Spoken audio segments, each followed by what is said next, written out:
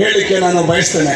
ಶೆಟ್ಟಿ ಅವರು advocate general, ನಾನು ಯಾವಾಗಲೂ ಹೇಳ್ತಾ ಇರ್ತೀನಿ ಸರ್, ಅವರೊಂಥರ ನಮ್ಮ ಗಣೇಶ ಇದ್ದಂಗೆ, ಬಲಗೈ ಹಸ್ತ ಹಿಂಗಿರ್ತಕ್ಕಂಥ ಗಣೇಶ ಇದ್ದಂಗೆ ನಮ್ಮ ಶಶಿಕಿರಣ್ ಶೆಟ್ಟಿ ಅವರು.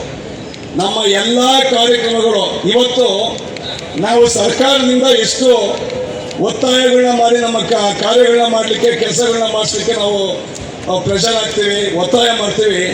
ಅದರಲ್ಲಿ ಅರ್ಧ ಪಾಲು ನಮ್ಮ ಶಶಿಕಿರಣ್ ಶೆಟ್ಟಿ ಅವ್ರದ್ದು ಅಂತ ಹೇಳಿದ್ರೆ ತಪ್ಪಾಗಲಾರ್ದು ಅಂತ ಭಾವಿಸ್ತೀನಿ.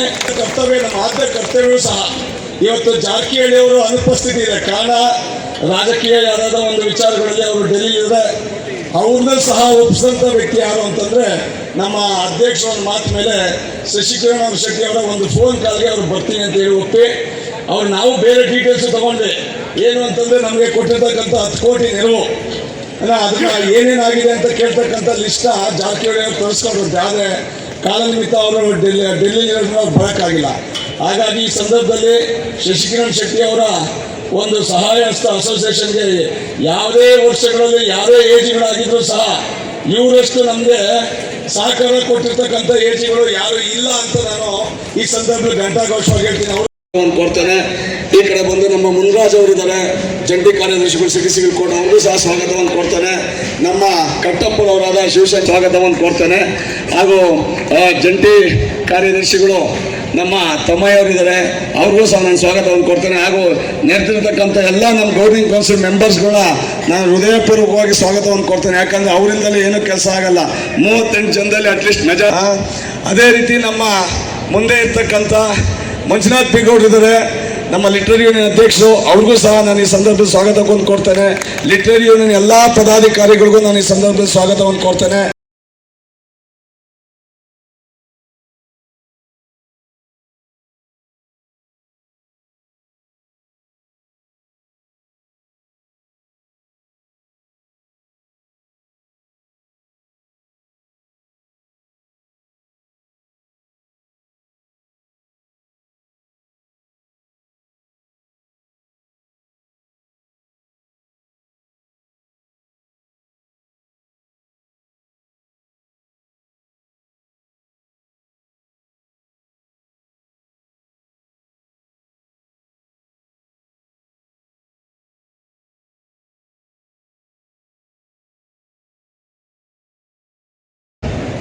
ನಾವು ಬೆಳಗ್ಗೆ ಯೋಚನೆ ಮಾಡಿದ್ವಿ, ಆಯಿತು ಮಾಡೋಣ ಕಾರ್ಯಕ್ರಮವನ್ನು. ಈ ಕಾನ್ಸರ್ಟ್ ಏನಿತ್ತು ಅಕೌಸ್ಟಿಕ್ ಸಾಗ ಅಂತ, ಅವ್ರನ್ನೂ ಕರೆದು ಮಾಡಿಸ್ಬಿಡೋಣ, ಒಂದು ಚಾನ್ಸ್ ತಗೋಣ, ರಿಸ್ಕ್ ತಗೊಳ್ಳೋಣ ಅಂತ. ಇವತ್ತು ಆ್ಯಕ್ಚುಲಿ ಪ್ರಿಡಿಕ್ಷನ್ ಪ್ರಕಾರ ನಾಶನ್ ತಪ್ಪೋಗಿದೆ. ದೇವರು ನಮಗೆ ಈ ಕಾರ್ಯಕ್ರಮವನ್ನು ಮಾಡೋದಕ್ಕೆ ಅವಕಾಶ ಕೊಟ್ಟಿದ್ದಾರೆ. ಮುಖ್ಯವಾಗಿ ನ್ಯಾಯಮೂರ್ತಿಗಳಾದ ಕೃಷ್ಣ ದೀಕ್ಷಿತ್ ಅವರು ಒರಿಸ್ಸಾಯಿಂದ ನಮಗಾಗಿ ಬಂದಿದ್ದಾರೆ. ಅವ್ರನ್ನ ಹೇಳಿದೆ, ಸರ್ ನಿಮಗೆ ಆಪ್ಷನ್ ಇಲ್ಲ ಸರ್, ಈ ಕಾರ್ಯಕ್ರಮಕ್ಕೆ ನೀವು ಬರಲೇಬೇಕು.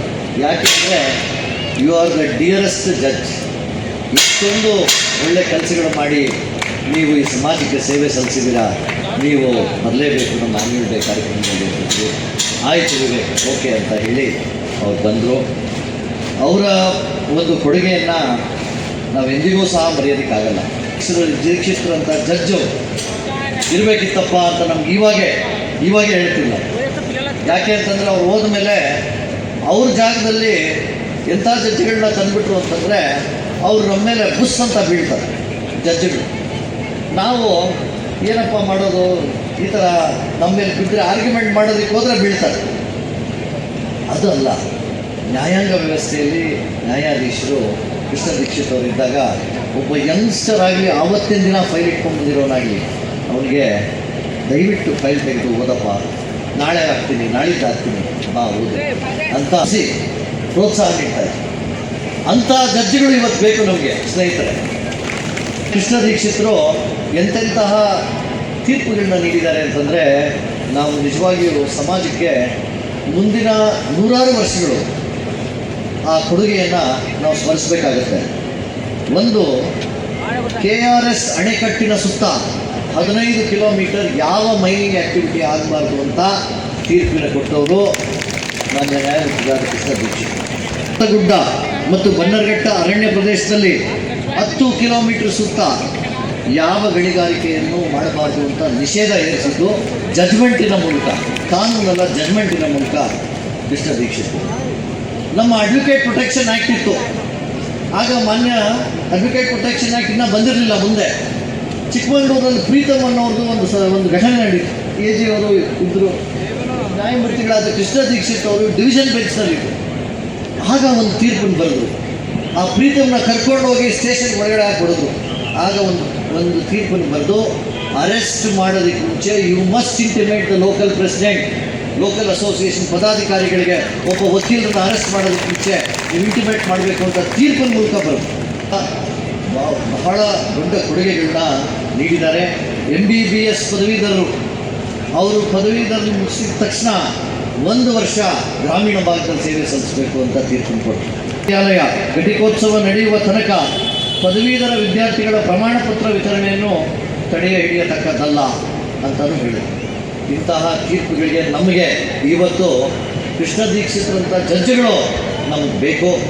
ಮುಖ್ಯ ನ್ಯಾಯಮೂರ್ತಿಗಳನ್ನ ಕೋರಿಕೆ ಮಾಡ್ಕೊಂಡಿದ್ದೀವಿ, ಅವ್ರನ್ನ ಚೀಫ್ ಜಸ್ಟಿಸ್ ಮಾಡಲೇಬೇಕು, ಸುಪ್ರೀಂ ಕೋರ್ಟ್ ಕರ್ಕೊಂಡು ಹೋಗಬೇಕು ಅಂತ.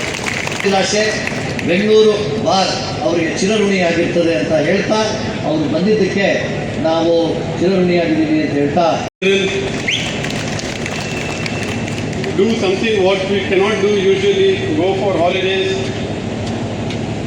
and read some books which are not law books and de-stress and come back so that we'll be able to perform much better.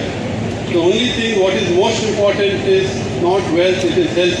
Please take care of your health so that nobody wants, if you lose your wealth you can gain wealth, you can gain back. Once you lose your health you can't. So kindly take care of your health, which is very important.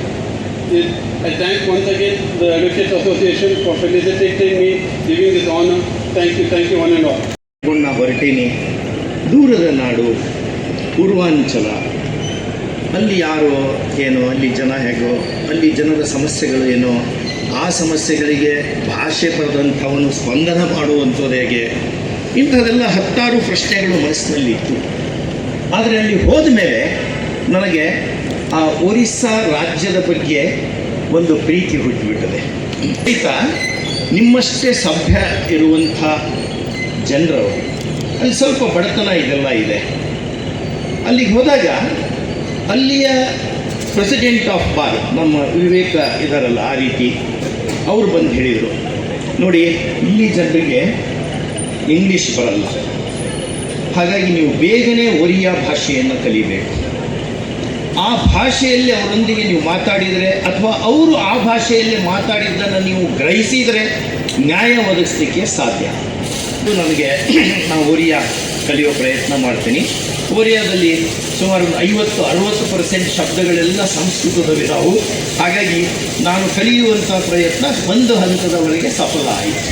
ಭಾಷೆಯಲ್ಲಿ ಯಾರಾದರೂ ಮಾತಾಡಿದರೆ ಪೂರ್ಣವಾಗಿ ಅರ್ಥ ಆಗ್ತದೆ. ದಾನ ವ್ಯವಸ್ಥೆಯಲ್ಲಿ ನಮ್ಮ ಭಾಷೆಯ ಪಾತ್ರ ಇದೆ. ಪರಭಾಷೆ, ಕ್ರೈಸ್ತಿಗೆ ಇಂಗ್ಲೀಷ್ ಬರ್ತಿರಲಿಲ್ಲ. ನಮ್ಮ ಭಾಷೆ, ಆ ಭಾಷೆಯಲ್ಲಿ ಸಂವಹನ ಶಕ್ತಿ ಜಾಸ್ತಿ ಇರ್ತದೆ, ಚೈತ್ರಕ ಶಕ್ತಿ ಜಾಸ್ತಿ ಇರ್ತದೆ, ಅರ್ಥವನ್ನು ಶಬ್ದ ವಾಹನ ಹೊತ್ಕೊಂಡು ಹೋಗ್ತದೆ. ಅನ್ಯ ಭಾಷೆಯಲ್ಲಿ ಅದು ಆಗುವುದಿಲ್ಲ. ಹಾಗಾಗಿ ಕನ್ನಡದಲ್ಲಿ ವಾದ ಮಾಡುವಂಥ ವ್ಯವಸ್ಥೆ ಆಗಬೇಕು. ಸುಪ್ರೀಂ ಕೋರ್ಟ್ ಅಷ್ಟೇ ಅಲ್ಲ, ಉಚ್ಚ ನ್ಯಾಯಾಲಯದಲ್ಲೂ ಸಹಿತ ಕನ್ನಡದಲ್ಲಿ ಆಗಬೇಕು. ರಾಜ್ಯದಿಂದ ಬಂದಂಥ ನ್ಯಾಯಮೂರ್ತಿಗಳೇನು ಮಾಡಬೇಕು, ಅವರೆಲ್ಲರೂ ಕನ್ನಡ ಕಲಿಯಬೇಕು. ಯಾಕೆಂದರೆ ಕನ್ನಡದ ನೆಲದಲ್ಲಿ ಇರ್ತೀರಿ ನೀವು, ಕನ್ನಡದ ಜನ ನಿಮಗಾಗಿ ಸೌಕೋತಿರ್ತಾರೆ. ಕನ್ನಡದ ಜನರು ಬೆಳೆದಂಥ ಅಕ್ಕಿ, ಭತ್ತ, ಗೋಧಿ, ಜೋಳ ಇವನ್ನೆಲ್ಲ ಉಪಯೋಗಿಸ್ತೀರಿ. ನೀವು ಕಾವೇರಿ ನೀರನ್ನು ಇಟ್ಕೊಂಡು ಅಡುಗೆ ಮಾಡ್ಕೊತೀರಿ, ನೀರಡಿಕೆ ಆದಾಗ ಕುಡಿದು ನೀರಡಿಕೆಯನ್ನು ಕರಗಿಸೋತೀರಿ. ಭಾಷೆ ಬೇಡ ಅಂದರೆ ಹೇಗೆ ಸಾಕ್ತದೆ. ಆದರೆ ಇಲ್ಲಿಗೆ ಬಂದಂಥ ಮಹನೀಯರು ಅನೇಕರು ಈ ಭಾಷೆಯನ್ನು ಕಲಿತಿದ್ದೀರಿ, ಆ ಭಾಷೆಯನ್ನು ಕಲಿಬೇಕು. ಇದು ಮೊದಲನೇ ಮನವಿ. ಅಂಥ ವಕೀಲರಿಗೂ ಸಹಿತ ನನ್ನ ಈ ಮನವಿ ಇದೆ. ವಕೀಲರುಗಳ ವಾದವನ್ನು ಇವರು ಮುಂದೆ ಹೋಗಿ ವಾದ ಮಾಡಬಹುದು ಅನ್ನುವಂಥ ವಾತಾವರಣವನ್ನು ಸೃಷ್ಟಿ ಮಾಡಬೇಕು. ಇವ್ರನ್ನ ನೀವು ಹೇಳೋಕ್ಕಿಂತ ಮೊದಲೇ ನಿಮ್ಮ ಮೈ ಮೇಲೆ ನಾ ಬಿದ್ದುಬಿಟ್ಟೆ ಅಂದರೆ ವಾದ ಮಾಡೋ ಬಗೆ ಹೇಗೆ? ಇವನ್ ಮುಂದೆ ವಾದ ಮಾಡೋದು ಹೆಂಗೋ ಯಪ್ಪ, ರೈಟ್ ರಾಂಗ್, ನನ್ನ ವಾದವನ್ನು ಈ ನ್ಯಾಯಾಧೀಶ ಕೇಳ್ತಾನೆ ಜಡ್ಜ್ಮೆಂಟ್ ಹೆಂಗದಾಗಲಿ ನಿಮ್ಮ ಪರವಾಗಿ ಆಗುತ್ತೆ, ಅವ್ರ ಪರವಾಗಿ ಆಗುತ್ತೆ, ಅದ್ರ ಮೇಲೆ ಒಂದು ಅಪೀಲ್ ಬೀಳುತ್ತೆ, ರಿವ್ಯೂ ಬರುತ್ತೆ, ಎಂಥದರೆ ಆಗಲಿ. ಆದರೆ ಈ ಕೋರ್ಟಿಗೆ ಹೋಗುವಾಗಲೇ ಅಯ್ಯೋ ನಾ ಹೋಗೋ ಪ್ಲೇಸ್ ಅಲ್ಲ ಇದು, ಆದರೆ ಹೋಗಲೇಬೇಕಾಗಿದೆ, ಯಾಕಂದರೆ ಕ್ಲೈಂಟು ಒಂದು ಫೀ ಕೊಟ್ಟಾನೆ, ಕ್ಲೈಂಟಿಗೆ ಅನ್ಯಾಯ ಆಗಿದೆ, ನಾನು ಹೋಗಿ ಆರ್ಗ್ಯೂ ಮಾಡಲೇಬೇಕು ಅನ್ನುವಂಥ ಒತ್ತಡ ಉಂಟಾಗಬಾರ್ದು. ಜನ ವಕೀಲರಿಗೆ ಬೈದಿದ್ದೀರಿ, ಸತ್ಯವಾಗಿ ಹೇಳ್ತೇನೆ, ನನ್ನ ಯಾವುದೇ ಜಡ್ಜ್ಮೆಂಟ್ನಲ್ಲಿ ಸಿಟ್ಟು, ಸೆಡಾಕು, ಅರಿಷಡ್ ವರ್ಗಗಳು ಕಾಣಲ್ಲ ನಿಮಗೆ. ಅದರ ಕಾನೂನು ನ್ಯಾಯಗಳು ಸಿಗ್ತದೆ. ಇದನ್ನು ನಾನು ಹೆಮ್ಮೆಯಿಂದ ಮತ್ತು ನಮ್ರವಾಗಿ ನಿಮ್ಮ ಮುಂದೆ ಹೇಳ್ತೇನೆ. ನಾನು